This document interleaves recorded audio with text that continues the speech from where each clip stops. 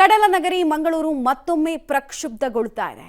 ಕೋಮು ದಳ್ಳುರಿಯಿಂದ ಬೆಂದಂತಹ ಅತಿ ದೊಡ್ಡ ಇತಿಹಾಸವನ್ನ ಮಂಗಳೂರು, ಅದರಲ್ಲೂ ಕೂಡ ಅವಿಭಜಿತ ದಕ್ಷಿಣ ಕನ್ನಡ ಜಿಲ್ಲೆ ಹೊಂದಿದೆ. ಈಗಲೂ ಅಷ್ಟೇ, ನಿನ್ನೆ ಸುಹಾಸ್ ಶೆಟ್ಟಿ ಅನ್ನುವಂತಹ ಹಿಂದೂ ಕಾರ್ಯಕರ್ತನ ಹತ್ಯೆಯ ನಂತರ ಆಕ್ರೋಶ ಹಾಗೂ ಉದ್ವಿಗ್ನತೆ ಹೆಚ್ಚಾಗ್ತಾ ಇದೆ.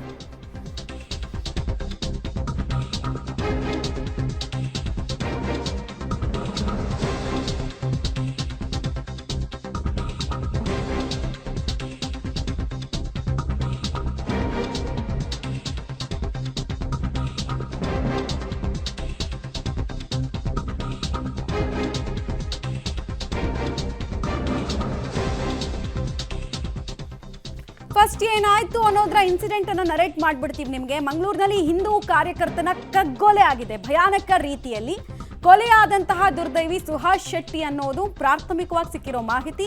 ಇನೋವಾ ಕಾರ್ನಲ್ಲಿ ಸುಹಾಸ್ ಶೆಟ್ಟಿ ಸ್ನೇಹಿತರ ಜೊತೆಗೆ ಹೋಗ್ತಾ ಇರ್ತಾರೆ. ಈ ವೇಳೆ ಮೀನಿನ ಟೆಂಪೋ ಮತ್ತು ಸ್ವಿಫ್ಟ್ ಕಾರ್ನಲ್ಲಿ ಹಿಂಬಾಲಿಸಿ ಅತ್ಯಂತ ಭಯಾನಕ ರೀತಿಯಲ್ಲಿ ಕೊಂದು ಮುಗಿಸಲಾಗಿದೆ. ಆಂಬ್ಯುಲೆನ್ಸ್ ಮುಖಾಂತರ ಈ ಮೃತದೇಹಕ್ಕೆ ಕರ್ಕೊಂಡು ಹೋಗ್ತಾರೆ. ಅವ್ರ ಜೊತೆಗೆ ಕೂಡ ನಾವು ನಮ್ಮ ಅಧಿಕಾರಿ ಮತ್ತು ಸಿಬ್ಬಂದಿಗಳು ನೇಮಕ ಮಾಡಿದ್ದೀವಿ. ಅವರು ಇಲ್ಲಿಂದಲೇ ಮೆರವಣಿಗೆ ಮಾಡ್ತಾರೆ ಅನ್ನುವಂಥ ಒತ್ತಾಯಗಳನ್ನು ಮಾಡ್ತಾ ಇದ್ರು ಮೇಡಮ್. ಏನು ಇಲ್ಲಿವರೆಗೆ ನಮಗೆ ಅವರು ಮೆರವಣಿಗೆ ಬಗ್ಗೆ ಕೇಳಲಿಲ್ಲ. ಆದರೆ ಇದು ಆಂಬ್ಯುಲೆನ್ಸ್ ಮುಖಾಂತರ ಈಗ ಮೃತದೇಹ ಕರ್ಕೊಂಡು ಹೋಗ್ತಾರೆ. ಅಲ್ಲಿ ಏನೋ ನಡೀತದೆ ಸರ್ ಮೆರವಣಿಗೆ ಹೇಗೆ ಅಂತ? ಈಗ ಸದ್ಯಕ್ಕೆ ಆ ಪ್ರಕಾರ ನಮಗೆ ಮಾಹಿತಿ ಇಲ್ಲ. ಎಷ್ಟು ಪೊಲೀಸರು ಮತ್ತು ಸುತ್ತಮುತ್ತಲ ಎಷ್ಟು ಜಿಲ್ಲೆಗಳಿಂದ ಪೊಲೀಸರನ್ನು ತಂದಿದ್ದೀರಿ ಮತ್ತು ಎಲ್ಲಿ ಹೆಚ್ಚು ನಿಯೋಜನೆ ಮಾಡಿರುವಂಥದ್ದು ಅಂತ?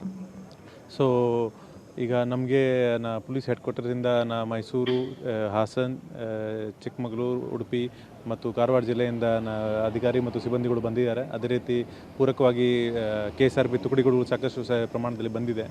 ಸೊ ನಾವು ಪೂರ್ತಿ ಬಂಟ್ವಾಲ್ ರೂಟ್ಗೆ ನಮ್ಮ ಮೇಲೆ ಫೋಕಸ್ ಮಾಡ್ತಾ ಇದ್ದೀವಿ. ಎಲ್ಲಿ ಇದು ಬಾಡಿಗೆ ತಗೊಂಡು ಹೋಗ್ತಾರೆ. ಸ್ಪೆಷಲಿ ಲಾಸ್ಟ್ ಅಂಥ ಸನ್ನಿವೇಶದಲ್ಲಿ ಎಲ್ಲಿ ಇಶ್ಯೂಗಳು ಆಗಿತ್ತು ಅಂಥ ಜಾಗದಲ್ಲಿ ನಾವು ಹೆಚ್ಚಿನ ಗಮನ ಹರಿಸಿದ್ದೀವಿ.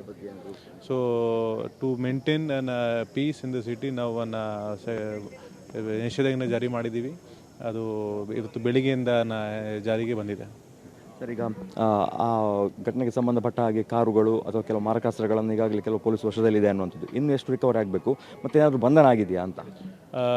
ಈ ಘಟನೆಗೆ ಸಂಬಂಧಪಟ್ಟ ಏನೇನು ಮಾರಕಾಸ್ತ್ರಗಳು ಬಳಕೆ ಆಗಿತ್ತು ಮತ್ತು ಇದು ಗಾಡಿಗಳು ಅದು ನಾವು ಸೀಜ್ ಮಾಡಿದ್ದೀವಿ. ಜೊತೆಗೆ ಆರೋಪಿಗಳು ಯಾರಿದ್ದಾರೆ ಕೆಲವರಿಗೆ ನಾವು ಐಡೆಂಟಿಫೈ ಮಾಡಿದ್ದೀವಿ. ಅವ್ರಿಗೆ ಹಿಡಿಯೋಕೆ ಈಗ ನಮ್ಮ ತಂಡಗಳು ಕೆಲಸ ಮಾಡ್ತಾ ಇದ್ದಾರೆ. ಸೋಷಿಯಲ್ ಮೀಡಿಯಾದಲ್ಲಿ ಭಾರಿ ಪ್ರತೀಕಾರದ ಮೆಸೇಜ್ಗಳು ಓಡಾಡ್ತಾ ಇದೆ, ಏನು ಹೇಳ್ತೀರಿ ಅಂತ? ಸೊ ಕೆಲವು ಮೆಸೇಜ್ ಈಗ ನಮ್ಮ ಗಮನಕ್ಕೆ ಬಂದಿದೆ. ನಮ್ಮ ಸೋಷಿಯಲ್ ಮೀಡಿಯಾ ಮಾನಿಟರಿಂಗ್ ಟೀಮ್ ಅದರ ಮೇಲೆ ಕೆಲಸ ಮಾಡ್ತಾರೆ. ಯಾರು ಅಂತ ಮೆಸೇಜ್ ಸರ್ಕ್ಯುಲೇಟ್ ಮಾಡಿದ್ದಾರೆ.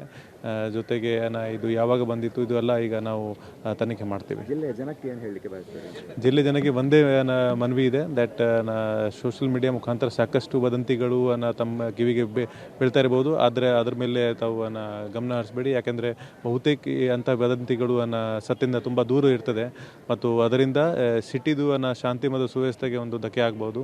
ಏನಾದರೂ ಇದ್ದರೆ ನಾವು ನೇರವಾಗಿ ತಮ್ಮ ಸಂಪರ್ಕ ಬರ್ತೀವಿ ಮತ್ತು ತಮ್ಮ ಮಾಹಿತಿ ತಮ್ಮ ಗಮನಕ್ಕೆ ತರ್ತೀವಿ. ಅಲ್ಲಿವರೆಗೆ ತಾವೆಲ್ಲ ಶಾಂತಿ ಮತ್ತು ಸುವ್ಯವಸ್ಥೆ ಕಾಪಾಡಲಿಕ್ಕೆ ನಮಗೆ ಸಹಕಾರ ಕೊಡಬೇಕು. ಧನ್ಯವಾದಗಳು.